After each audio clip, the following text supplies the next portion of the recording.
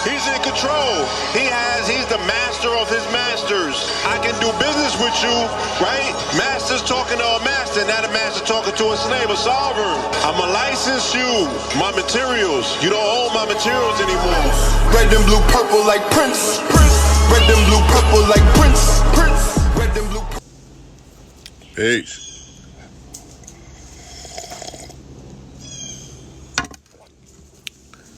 Peace for the family, y'all.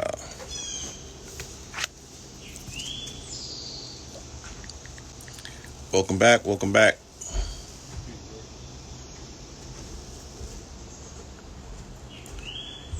Peace to the family. Peace, peace, peace. Welcome, welcome, welcome. Wow. Do we have an episode for you today?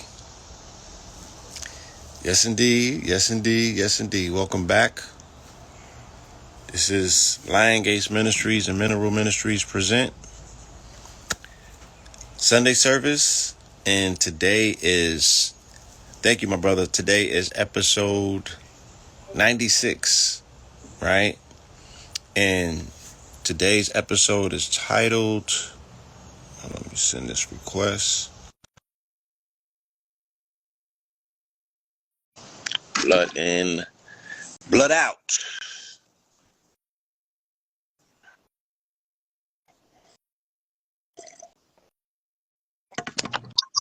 I took the Pope robe off today, and I kept the electors on, and it's gonna be that type of presentation, y'all. Okay, we need to do some spiritual conjuring right now because we are in the throes of a time that's unprecedented, and yeah, I'm not even gonna waste time. We're gonna get into it, right? This gonna be a note-taking session, y'all. This is Mineral Ministries and Lion Gates Ministries present Sunday service. This is our 96th episode, and boy, have we prepared you for where we're at right now. I can only salute and say thank you to yourself, thank you to myself. We prepared the people. Every single thing that we've said has manifested.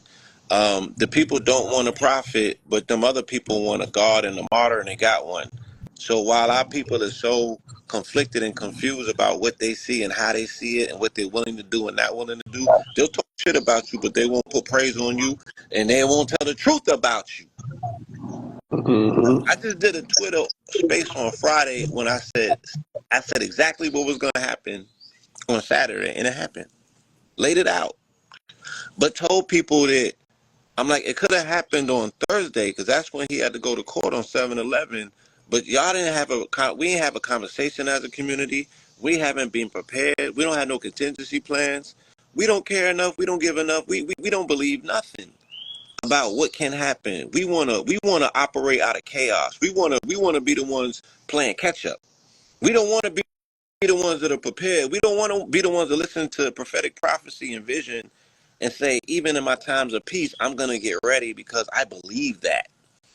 We want to be behind the 8 ball and scramble. That's where we most comfortable at. And I used to operate from that space as well. So you feel me? No, you absolutely. That's absolutely right, bro. That's what we kept saying. It's just about being prepared. Don't be scared, but be prepared. Because all the information into you, it's not new. You know what I'm saying? But these things we witnessed, we done walked through. I done seen it. I done felt it, and I'm telling you, hey, these things is coming. It's just that right. it's that. This is not for entertainment purposes. We don't get up here and do this for entertainment purposes. We don't put our whole neck on the line to give you prophetic visions, the statement for no fucking entertainment purposes or for self-aggrandization. It don't matter whether you say it or not. Are you listening? That's what matters most. You feel me? That's what matters most. And the thing that it just moves me is that the day shit happened and the day after, everybody want to be a fucking prophet then. Everybody got tweets and comments and they want to tell you how this shit is going. Where the fuck was they at before it happened?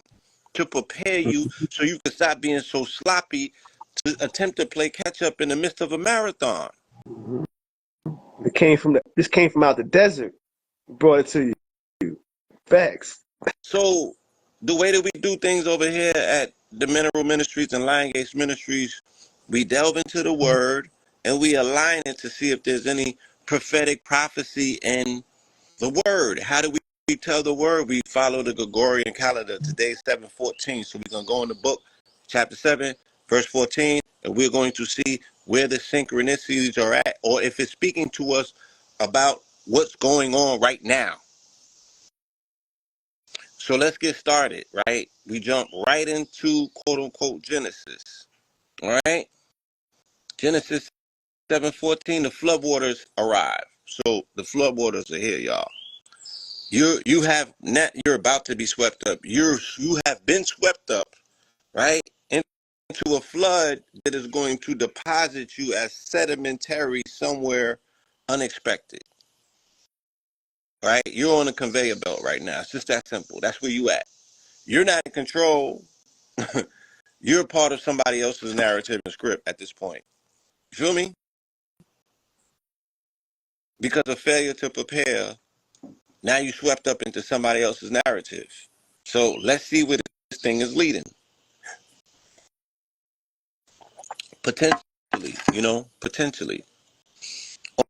On that very day, Noah entered the ark along with his son Shem, Ham, and Japheth, and his wife, and the three wives of his sons. Hey, they and every kind of wild animal, livestock, crawling creature, bird, and winged creature that came to Noah to enter the ark, two by two, and every creature with the breath of life. So we start there, right? Because all of this shit is because of Noah, right?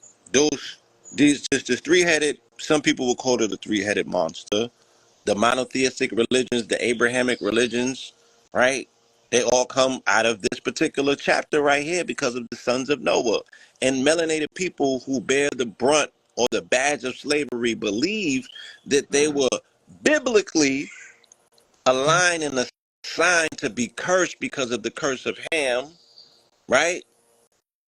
Because of the curse of Ham that was put on Ham because he saw Noah with his junk when Noah was drunk at the age of 600 plus years old. Now, if this nigga don't know how to handle his liquor, but he could save the whole world from water. You can't handle your wine, but you could save the world from water. That's an analogy within itself, right? But anyway, again, and then are you taking these narratives and these stories figuratively or literally, right? These are the very reasons why we bear the brunt and the badge of the quote unquote curse of whatever you think we cursed by, because we've been buying into these narratives for however long we've been buying into them, right? So let's see where it goes, right? This story that you don't know whether to take figurative or literal, you're still paying the price for it. You're still bearing the brunt of it. And you still have not established in your mind whether this shit is true or not, but you still are living your entire life, right? And these people who are Christian nationalists that are now surging forward, this is the narrative and the script that they want to introduce as the standardized narrative. And in their version of their narrative, right? They got their God, they got their Christ. You know what I'm saying? And you the ones that are cursed.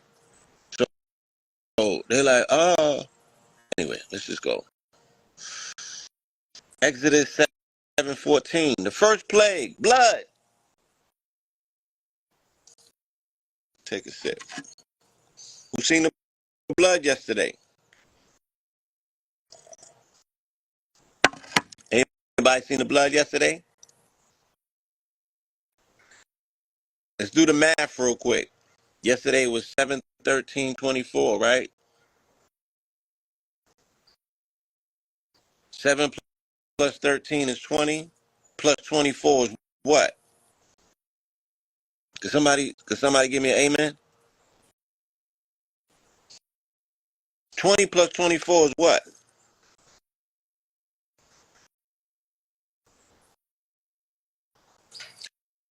20 plus 24 is 44.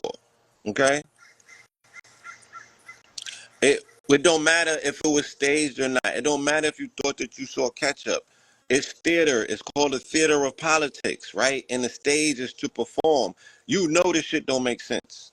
It's not supposed to sense, right? They're casting a spell and showing you how to make a martyr in real time. I told the family that was there for the When in Rome lecture, this is not about politics, it's about cult. It's about a cult and the enshrining of a cult leader.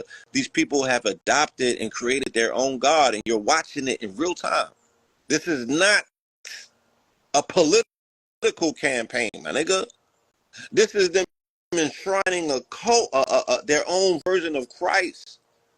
What they choose to do with it, well, we could speculate on that. But what we cannot dispute is what we're seeing in real time. So, Exodus 7:14, the first plague, blood, right? Then the Lord said to Moses, Pharaoh's heart is unyielding. He refuses to let the people go. That's 7:14. So what we saw on the first day of July, the first day of Julius, because that's what July stands for. July and August is Julius Augustus. That's when they changed the original calendar and created the Gregorian calendar. Right? They changed the Julius calendar and created the Gregorian calendar to put in these 2 months because they made them God. Julius Augustus is the God. Julius Caesar and Augustus. This is the way that you create a God out of a man. And we'll sit there and dispute it or say that we live part of a monotheistic religion. And I say, God damn it, how is it a monotheistic religion when we operate and obey gods on every separate day? Monday's the moon, Tuesday's Mars, Wednesday is Uranus, Thursday is Jupiter, which is straight up God in all of the mythologies and pantheons. Saturday is Saturn, which is straight up God in all of the pantheons and mythologies. And Sunday is Sun. And Sun is the God in other people's pantheons and mythologies. But then look at the months. The months are named after every god. Janus, January, that's a Roman god. February, Febrea, right? March is dealing with Mars, which is Aries. April is dealing with, there was a goddess named April. Okay? May, that comes out of Maya. Juno is June. July and August is for Julius and Augustus, which is the quote unquote man as God. That's when they inserted man as God, right? And then September, October, November, December, that's something different. We'll get back into that, right? But this is what we're looking at. This is what we're looking at. We're looking at the literal making of a martyr, making of a God in real time, right? By Christian nationalists who believe this word in its figurative and literal sense, okay? So we watched them on July 1st. Supreme Court passed legislation that made the president a pharaoh or a Caesar or an emperor. Know what you're looking at. Know what you're dealing with. This thing is deep, okay? The first plague, blood, right? Then the Lord said to Moses, Pharaoh's heart is unyielding. He refuses to let my people go. Go to Pharaoh in the morning as you see him walking out to the water. Wait on the bank of the Nile to meet him and take in your hand a staff that was changed into a snake, right? So now they're talking this high-level sorcery. Again, do you think that this is figurative or literal? Was there somebody using a staff and the staff turned to a snake and they was walking on water? All this shit sounds like Disney, but we accept it as reality. But then we don't think that we have any superpowers.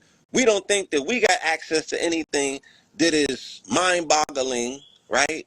Or transcends what people's perception of themselves are. But you want to tell me about a goddamn Netflix flick called Supercells, but it's based on you and your cells. Yeah, then everybody want to talk to Jason Munts now. Everybody want to talk all of this shit after the fact. And that's cool. That's cool. That's what you get in this community, right? Niggas don't want to run with the cloth. That's what you get in this community. Cool.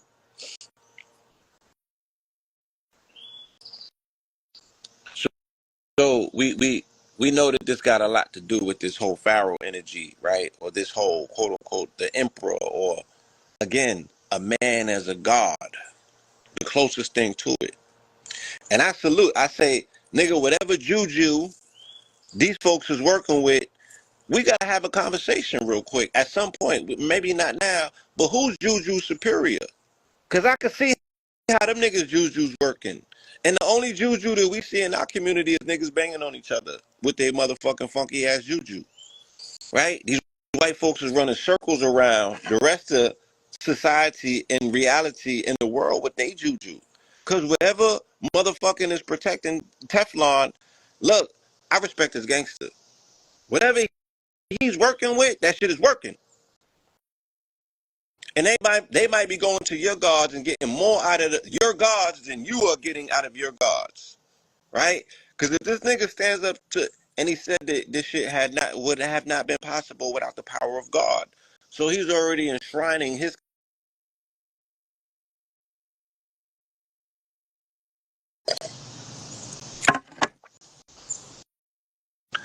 Leviticus 7:14, the peace offering, the peace offering, right?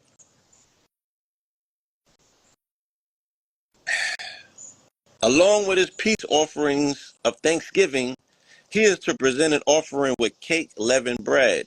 From the cakes, he must present one portion of each offering as a contribution to the Lord. It belongs to the priest who sprinkles the blood of the peace offerings, right? The meat of the sacrifice of his peace offerings on Thanksgiving must be eaten on the day he offers it. None of it must be left over until the morning. So again, you're dealing with people, right? Right? You're dealing with people who consider peace offerings blood sacrifices, who consider peace offering animal sacrifices where the blood has to be offered and enshrined to the God of war because he won't respond to your prayers unless you give him blood. Unless you give him blood.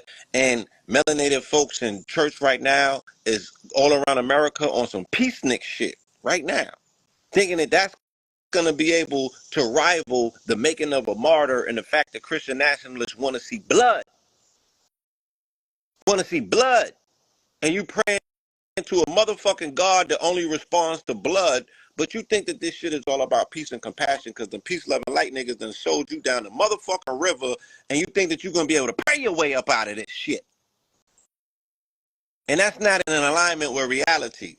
They feel this way because they like, we took this shit from y'all. And what are y'all willing to do? Nigga, we about that. They said that they about that life and you not. They said that they about that life and you not. They said that they beat you niggas into submission and took your shit. And you niggas is over here quarreling and arguing with one another because you really don't want that smoke. Right? So you want to knock on my door and tell me who you going to vote for. I vote for myself.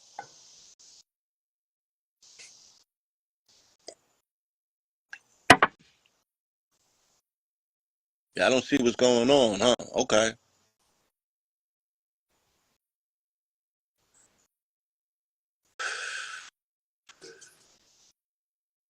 Numbers 18:8, and the Lord said to Aaron, behold, I have put you in charge of my offerings. As for all the sacred offerings of the Israelites, I have given them to you and your sons as a portion of the permanent statute. So I keep saying it, and I've said it every week, and you need to tag the brothers, the Hebrew Israelites, and everybody else in our community. What God do you pray to, nigga? If you pray to the God of the fucking Testament, he requires blood sacrifice. Blood sacrifice, not figurative, literal, nigga. Do you know how to sacrifice an animal and offer it on the altar? Do you know how to separate the fat? Right? He's very fucking specific about how he needs his offerings. So the fact that your answers are not being prayed, stop crying, nigga, and start offering. Because that's what the God of that Bible says. Feel me? So you just got the blood offering on the motherfucking ear that you need. Oh, this shit about to go crazy. And this is for yours as well, the offerings of the gift. Numbers 7:14, offerings of dedication. Here we go. His offerings was one silver platter weighing 130 shekels and one silver bowl weighing 70 shekels, but both according to the sanctuary shekel and filled with fine flour mixed with oil for a grain offering. One gold dish weighing 10 shekels filled with incense. One bull, one ram, one male lamb, and a year old for a burnt offering. Right? Stop playing with me. Exactly. What was this the Bible that y'all was niggas was reading in Bible school coming up? But how did y'all skip all of this shit? How did you skip all of this? And y'all be crying about why your prayers are not being answered. Nigga, are you into offerings? Hmm?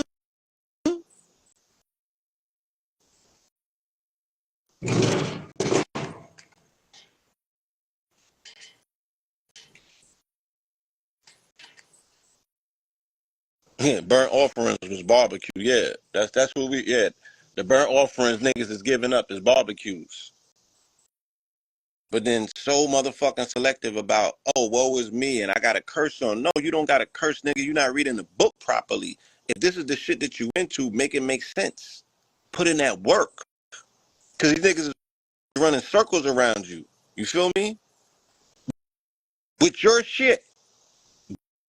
Deuteronomy 7:14, the promises of God. He will love you and bless you and multiply you. He will bless the fruit of your womb and the produce of your land, your grain, new wine, the oil, the young of your herds, and the lamb of your flocks, in the land that he swore to your fathers to give you. You will be blessed above all peoples. Amongst you there will be no barren women, no barren man or woman or livestock, and the Lord will remove from you all sickness.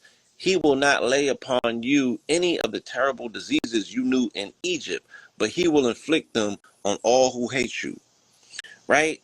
So God got a fucking issue with Kemet that has translated down to the people and the acolytes that consider themselves part of his monotheistic religions. So when you go to Kemet today, because I just woke up this rising and saw our brother Baba, uh, I call him Booker T. Kaba Khamenei, he's in Kemet right now on tour, and he's putting up pictures of our ancestors, and there is a contingency of Arabs on his page that are trolling him and spamming his page with pictures of monkeys and commissioning people as slaves and saying, y'all melanated people with slaves over here. Y'all are not the true commissions. Those are Arabs. You need to stand down, stop telling lies, and we're going to ban you from the country if you keep coming over here with that BS.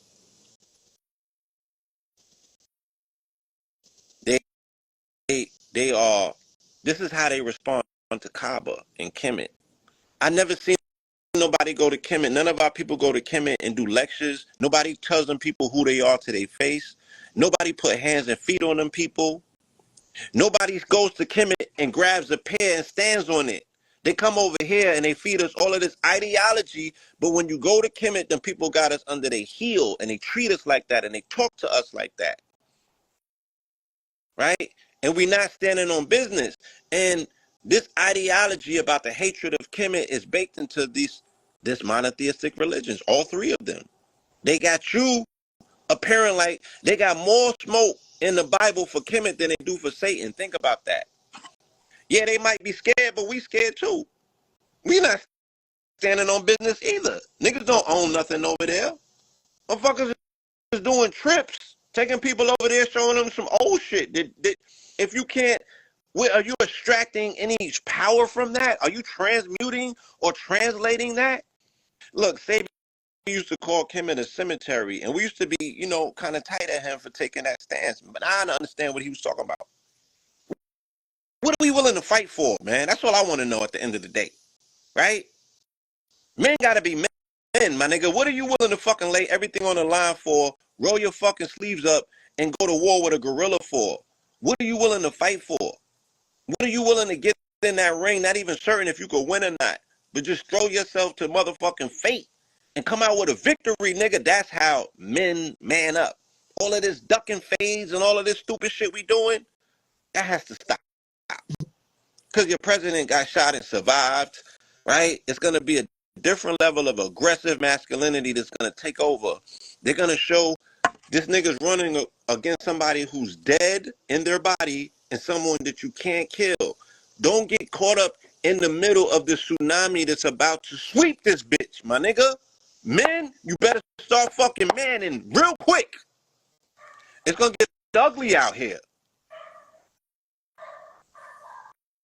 It's going to get ugly out here. All that femininity, The blue team is going to stand for there's a woman running with a woman versus a man running by himself that has now become a god. I don't want to get caught up in the middle of that shit. So the promises of God is also what got us into this shit, because he double promised the land of these ancestors to somebody who was living on that land. So let's talk to God for a minute. You allow Kemet to get so strong and powerful with their ideation of what God is, right? The principalities of God, that they created all of these different variations of deities to express the personifications of God. Like Islam got 99 names. That's speaking about the characteristics of God. You allow Kemet to reach a state of high science before you gave religion to sheep herders, just to tell them people who were not, they would have not existed if the Commissions were not able to feed them. Could we just passed a whole fucking sermon about Thanksgiving? It's the same thing that happened over here, ironically. When your fucking children, who you told was chosen, go out into a world and find a part of the planet that they didn't know, but you said that you was omnipresent, nigga, right? So you ain't know about it either. How you ain't endow your children with the knowledge of the rest of your fucking planet, which was your garden? But but the goddamn fallen angels and Satan spawns knew everything about every fucking thing when they got here. They're the wisest ones. Why would somebody want to fuck with you then? You so late to the party, God and the children of God, that you get over here, you don't know how to feed yourself, and the people that you say were savages had to teach you how to forage the land, how to live off the land. What do you do in reward? You poison them and you kill them, but you say that you come in the fucking name of peace. And it takes somebody like me to figure this shit out.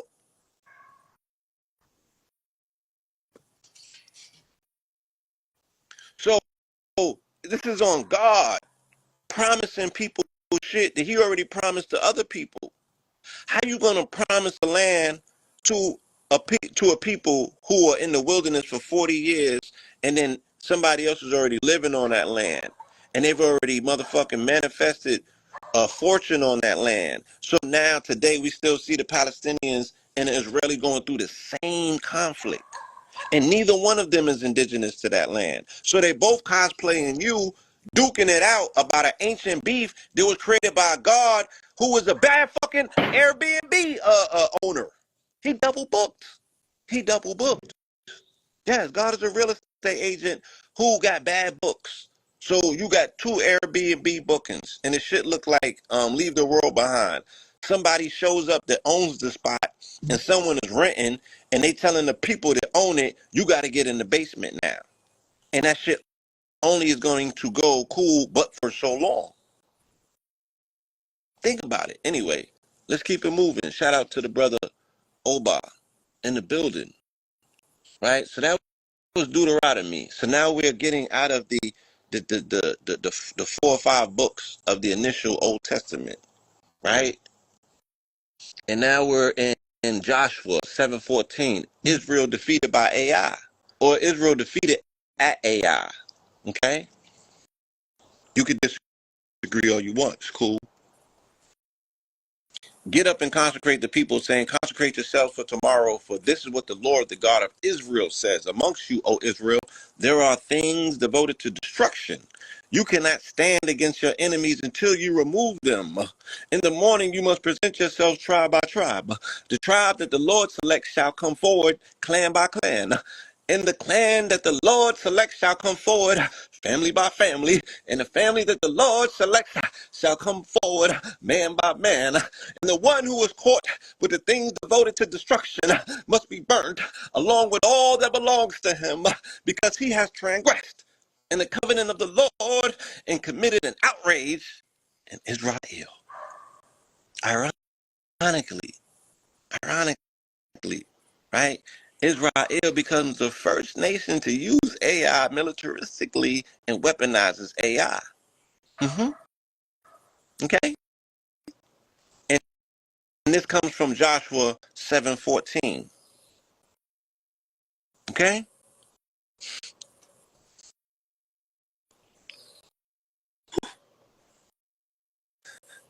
1 Samuel's, we're going to do a cross-reference. 1 Samuel's 10:19. But today you have rejected your God, who saves you from all your troubles and afflictions. You have said to him, no, set a king over us. Now therefore present yourselves before the Lord by your tribes and clans.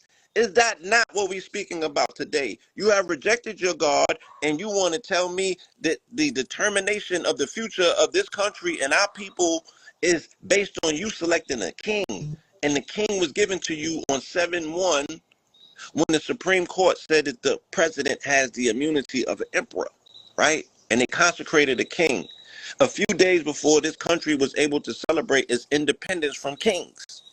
And your king had to die for all of this to be possible on 4/4 in Memphis when they assassinated King, right?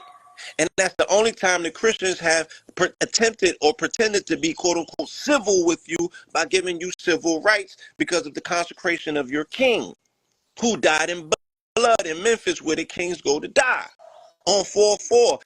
And 44 days after Trump's conviction, he gets shot on the day equaling 44, which was yesterday. Do the math.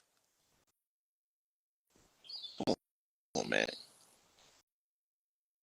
So this is all biblical and scriptural. But it's by your permission and your willingness to stand by and just allow this shit to happen. We're just watching a traffic accident in slow motion, right? And it's all written. It's a scripture.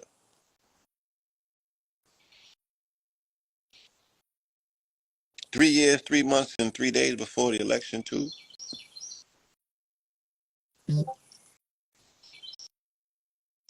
Because today you rejected your God in place for a king. Who's our God? What's our relationship to our God? What day do we set aside for our God? Right? How do you feed your God? Right? How do you confirm that the communication that you have with your God is a complete communication and one to be trusted? How can you decipher the voice and the language of your God from other people's gods? Who is your God? Who are you and whose are you? Who are you and whose are you? You're going to need to know, like right now, or you're going to get swept up in this tsunami, this Trump tsunami. Trust me. And then you're going to kiss the ring. You ain't never seen a man like him. This nigga's different. Let's just say that. Let's just say that. You got to be able to at least admit that, right? Judges 7:14. You never seen nothing like this. Gideon's dream. And as Gideon arrived, the man was telling his friend about a dream. Behold, I had it. You know, what's a king to a god? You feel me? At least know that you're looking at a king. What's a king to a god? And as Gideon arrived, the man was telling his friend about a dream. Behold, I had a dream, he said, and I saw a loaf of barley bread come tumbling into the Midianite camp, and it struck the tent so hard that the tent overturned and collapsed. His friend replied, this is nothing less than the sword of Gideon, son of Joash, the Israelite. God has delivered Midian and the whole camp into his hands. Right? So, you know, interpretation of dreams. The whole Bible is based on dreams, interpretations, apparitions, right? Soothsaying, miracle making, all of the shit that they tell you don't get involved with. That's what the whole Bible's based on. Okay? Spell magic. It's a book of magic. And these are magicians beefing and you know, popping shots at one another. Whose magic is better? 1 Samuel 7:14. Samuel subdues the Philistines. So the Philistines were subdued and they stopped invading the territory of Israel. And the hand of the Lord was against the Philistines all of the days of Samuel. So the Philistines are the Palestinians. And you as well, nigga. Because you're the Palestinians. You don't know that? The Palestinians are the Hamites.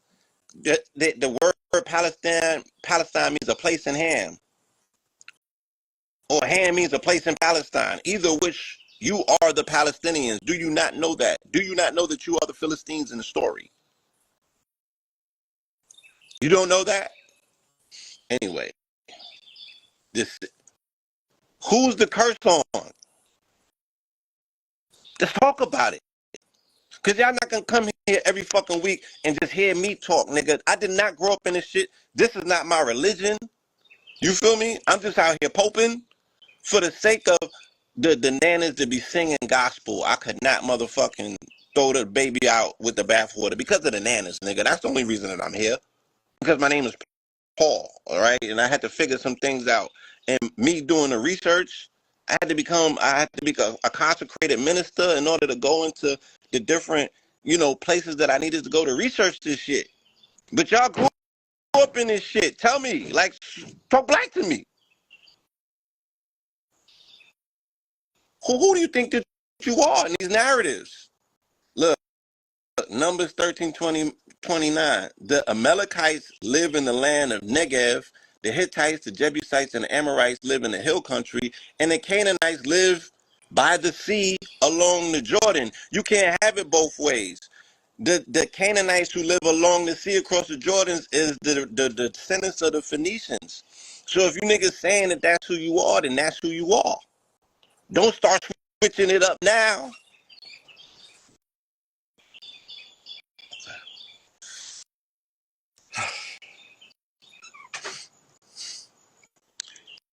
Two Samuel 7:14. God's covenant with David. Look, you don't have to ask. Everything is 7:14. So if it was 1 Samuel, it was 7:14. Everything is 7:14 that I'm doing today. Because today's 7:14. Okay? God's covenant with David. He will build a house for my name, and I will establish the throne of his kingdom forever. I will be his father, and he will be my son. When he does wrong, I will discipline him with the rod of men and with the blows of the sons of men. But my loving devotion will never be removed from him as I removed it from Saul, whom I moved out of your way. Okay? What are we talking about here? Right? So his covenant was with David, but what did Solomon do once he got it? Right? Did Solomon sell it down the river? What did he do with the covenant? Was Solomon playing both sides? Because Solomon had his foot in the underworld, and Solomon had his hand reaching to, quote unquote, to the sky. But he becomes the embodiment of the king in the physical flesh that rivals the God. Let's go there. Right? Where do you think the secret societies get it from? Saul is the wolf. Yeah. Saul is Paul. Right? Because they got these different Sauls in the Bible. You got the Old Testament Saul and you got the New Testament Saul. Like, did y'all do the research on the character development and the character arcs in this hero's journey that they're telling you? It's an amazing narrative if you know how to decipher it. The work of Hiram, right? Now we in 1 Kings 7:14. So this is it. This is what we speak about. The child of the child of David, which is Solomon, him working with Hiram, who becomes Hiram Abiff, who's the master builder, right? Let's talk about it. Now, King Solomon sent to bring Hiram from Tyre, right? Tyre is where the king of, this where Hiram comes from. Hence the fact, let me not even get to that. He was the son of a widow from the tribe of Naphtali, and his father was the man of Tyre, a craftsman in bronze. Hiram had great skill, understanding, and knowledge for every kind of bronze work. So he came to King Solomon and carried out his work. He cast 2 pillars of bronze, each 18 cubits high and 12 cubits in circumference. So y'all in that register Masons on this line? I don't think so. So I'm not going to speak Masonic mathematics with you, peace. But know that we just enshrined within that one chapter the whole aspect of what Masonry is built on. Thank you, my brother. Right on time, my guy. Because it's getting hot in here. I don't need these. Right? You got the Hiram Abiff in that passage, right? You got the widow's son. You feel me? You got the two pillars of bronze, which is Jachin and Boaz, which is the twin pillars that was built on the what?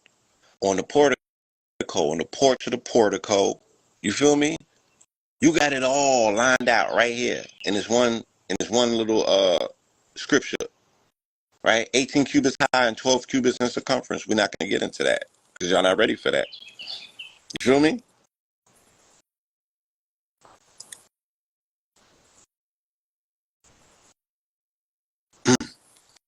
Two Chronicles 2:14. He is the son of a woman from the daughters of Dan. So Dan is the tribe of Dan. The tribe of Dan corresponds cosmologically to Scorpio. Okay, that's the house of Scorpio. And his father's a man of Tyre, right? So Hiram comes from Tyre. Hiram is Hiram Abiff, the master builder, who the three ruffians beat over the head for the secrets. This is Hiram Abiff is buried in a shallow grave. That's you. In Masonry, you're the melanated man who was buried in a shallow grave that got beat over his head for the secrets, right? Of which they hit him in the throat chakra, they hit him in the temple, and they hit him in the crown. I got stabbed at the age of 16. They tried to take me out, right? I got hit with a Rambo knife, you can see. In my throat chakra, over there, right there, my temple, and then I got hit with a Rambo knife on the top of my head. So I can relate to this passage because they tried to take me out like I was Hiram when I was 16. But we're going to keep it moving. 2 Kings 7:14. The siege lifted. But one of his servants replied, please have scouts take 5 of the horses that remain in the city. Their plight will be no worse than all of the Israelites who are left here. You can see that all of the Israelites here are doomed. Let us send them and find out. Then the scouts took 2 chariots with horses, and the king sent them after the Aramean army, saying, go and see. And they tracked them as far as the Jordan, and indeed the whole way was littered with the clothing and equipment of Arameans who had thrown off in haste. So the scouts returned and told the king. Right? We're going to keep it moving. The descendants of Manasseh, 1 Chronicles 7:14. Manasseh, right? The descendants of Manasseh through his Aramean concubine Azriel, as well as Makar, the father of Gilead. Makar took the wife from amongst the Huppites and Shupites. The name of his sister was Makkah. Another descendant was named Zelophehad, who only had 2 daughters. All of these ethnic names, again, you know what I'm saying? All of these ethnic names speak to the fact that these were not some Khazars or Ashkenazis and things of that nature. These were melanated people. And those ethnic names, when you hear them, they're derivative of more so like the Babylonians. They had those ethnic names. Like when you come to Atlantis, and niggas named Travarius and Ponquarius, and you know, you ain't gonna find nobody else on the planet named Quabarius and Travarius and shit. You only find that in the Gullah regions down here. And that's we're doing a research study into why that is. Yes. Chaldean names. 2 Chronicles 7:14. The Lord's response to Solomon. If I close the sky so there is no rain, or if I command the locusts to devour the land, or if I send a plague amongst my people, and if my people who are called by my name humble themselves and pray and seek my face and turn from their wicked ways, then I will hear from heaven, forgive their sins and heal their land. Now my eyes will be open and my ears attentive to the prayers offered in this place. So what happens? Solomon is not looked and favored upon by quote unquote the Most High because he plays 2 sides of the motherfucking coin, right? The seals of Solomon or the 72 Goetia run through the seals of Solomon. Somebody had to be dabbling in demonic works in order for them to get the seals. Someone had to be on some Constantine shit, able to go into those domains to make contracts with these people in order to have seals, right? So why was the first temple destroyed? Why are they continuously attempting to build out Solomon's temple? Solomon was not the favored seed. He was playing both sides. It says so. It says that because of the extravagance factor, he became the materialist. He became the one that was convinced with largesse. He's who Job wasn't. But we stay talking about Solomon.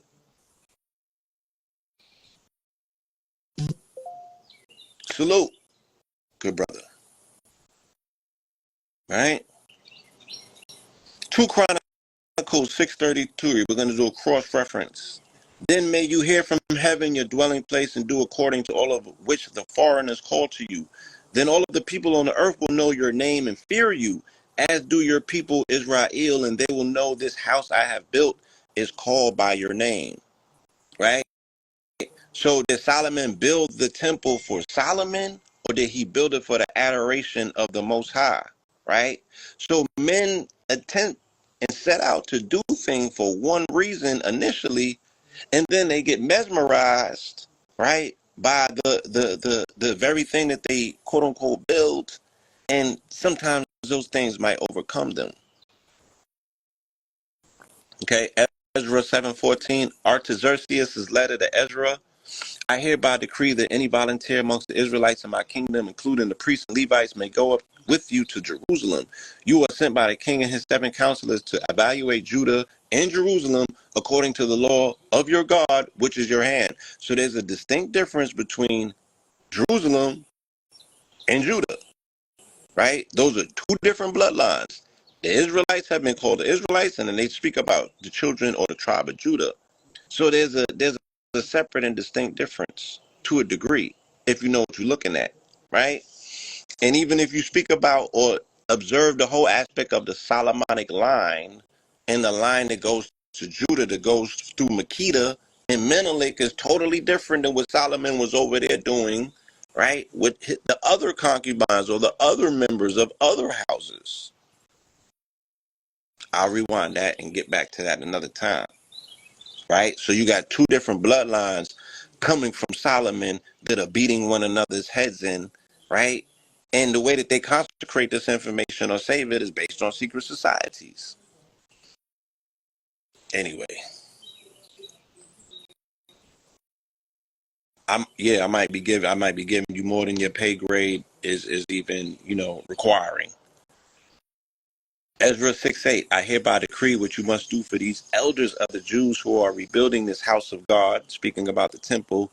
The cost is to be paid in full. So these men from the royal treasury, out of the taxes, the cost is to be paid in full to these men from the royal treasury, out of the taxes of the provinces west of the Euphrates, so that the work will not be hindered.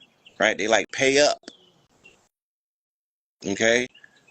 Nehemiah, we're going to skip that. We're going to go to Job. Job continues, life seems futile.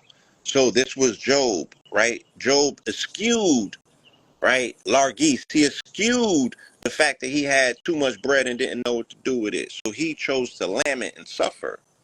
When I think my bed will comfort me and my couch will ease my complaint, then you frighten me with dreams and terrify me with visions, so that I would prefer strangling and death over my life in this body.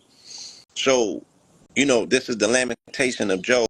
Job was almost like the Buddha. He had the bread, he had access to the large geese, and he didn't want it. But unlike the Buddha, he didn't find spirituality. He chose to complain, right? So that denotes that he did not have a foundation of scripture or spirituality in his life to fall back on. Okay? Psalm 7:14, I take refuge in you. He has prepared his deadly weapon. He ordains his arrows with fire. Behold, the wicked man travels with evil. He conceives trouble and births falsehood. He has dug a hole and hollowed it out. He has fallen into a pit of his own making. So one has to be very mindful and discerning. And at this point, even in society, you might even want to keep the results of your conclusions to yourself. So you got to look at a man like Trump and be like, damn, everywhere he go, he takes his own version of truthhood with him, which some people might consider falsehood. He takes his own level of wickedness with him, right? But flip the coin over. The people that are at them rallies that are showing up see his version of truth as their truth. He even named the whole social media system after it, right?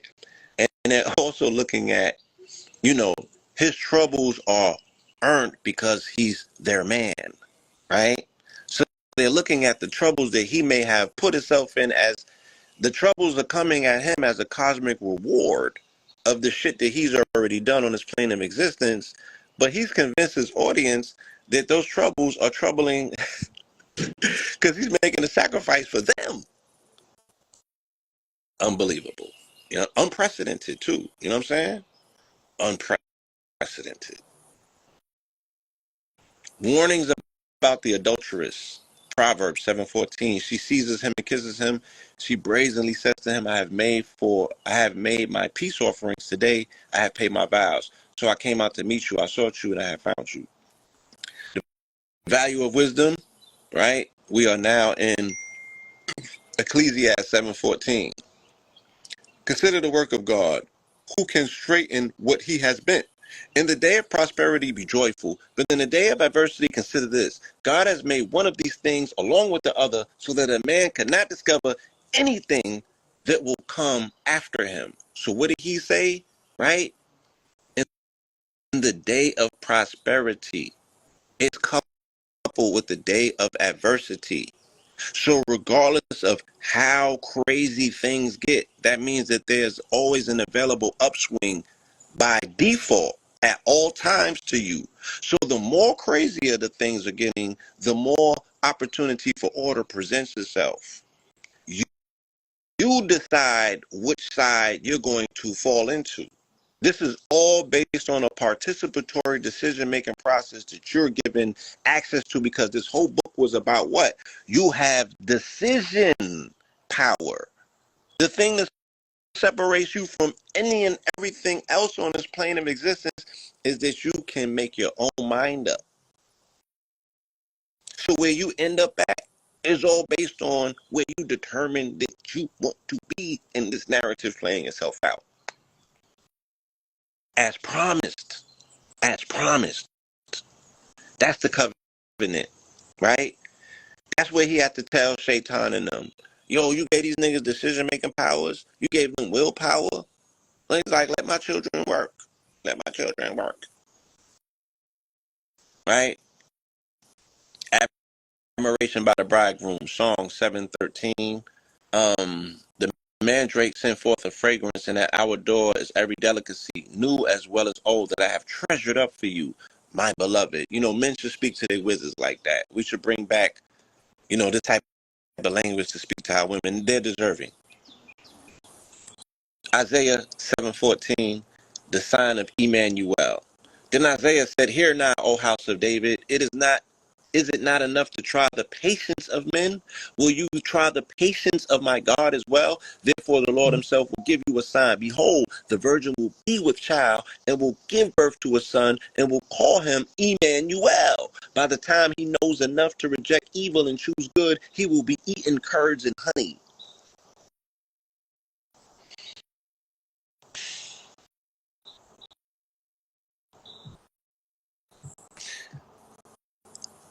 I don't have the time to go into this the way that I would want to.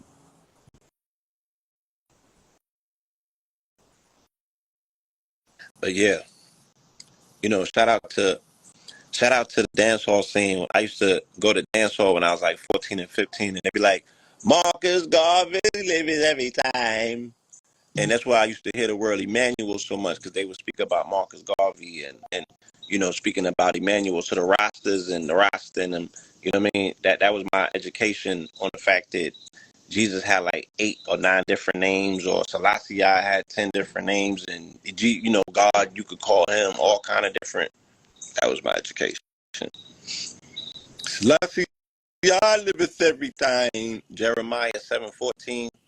And now because you have done all of these things, declares the Lord. Oh, Jeremiah's message at the temple gate. And now because you have done all of these things, declares the Lord, and because I have spoken to you again and again, but you would not listen, and I have called to you, but you would not answer. Therefore, what I did to Shiloh, I will now do to the house that bears my name, the house in which you trust, the place that I give you and your fathers. And I will cast you out of my presence, just as I have cast out all of your brothers, all of the descendants of Ephraim. You need to find out who the fuck Ephraim and his descendants are, because they need to get right. Ezekiel 7:14, the desolation of Israel. They have blown the trumpet and made everything ready, but no one goes to war. For my wrath is upon the whole multitude. The sword is outside. Plague and famine are within. Those in the country will die by the sword, and those in the city will be devoured by famine and plague. Are we not seeing this right now? Let me go back and read that just real quick, right? Because Israel is the whole land. It's not, Palestine is not separate from Israel. We're talking about, that's like calling Haiti and Dominican Republic is Hispaniola, nigga. right? They have blown a trumpet and made everything ready, but no one goes to war, for my wrath is upon the whole multitude. So the ultra-Orthodox in the Zionist state can't go to war because they're supposed to be dedicated to research. They're the R&D department, okay? So they don't supposed to strap up and go to war. The sword is outside. Plague and famine are within. Those in the country will die by the sword, and those in the city will be devoured by famine and plague. Is that not what we're seeing? Right? Let's keep it moving. Right? Because we don't got a lot of time left, unfortunately, figuratively and literally. But we got all the time we're willing to give to ourselves. Have patience. Today is a rest day as well. Have rest and relaxation as a primary focus. On this day we rest. If you worked as God did on the 6 days, and you deserve this 7th day of rest. Now I get it. Now I respect it. Right? Because the God's body has been working endlessly for 6 days, and the major part of recovery, repair, restoration, and reparations is rest on the 7th day. Give yourself rest and reparations and repair. Reward yourself for rest and relaxation, restorative process of recalibration. Rest and relaxation leads to restorative process of recalibration. Daniel 7:14. Daniel's vision of the ancient days. In my vision of the night, I continued to watch, and I saw one like the Son of Man coming to the clouds of heaven. He approached the Ancient of Days and was led into his presence, and he was given dominion, glory, and kingship that the people of every nation and language could serve him. His dominion is an everlasting dominion that will not pass away, and his kingdom is one that will never be destroyed. And I love it. And I love it. You know what I'm saying? But what? The children of the Most High who fall under the commandments of dominion versus domination. We're not the children, unfortunately. I can't say that we're not the children of domination. We are. We were born through the process of domination by Christendom, which is a militaristic response that Christianity had to the Moorish presence of Islam in the Iberian Peninsula. So yes, we were born as children through domination. The whole country of Dominican Republic, think about it, Puerto Rico and some of the rest of these places, Brazil, the whole country is the result of rape and domination, even with the language. But you can't, they're so prideful, Haitians included. You can't take their tongue from them. They hold on to that shit pridefully, and it's a badge of their domination. Let's keep it moving.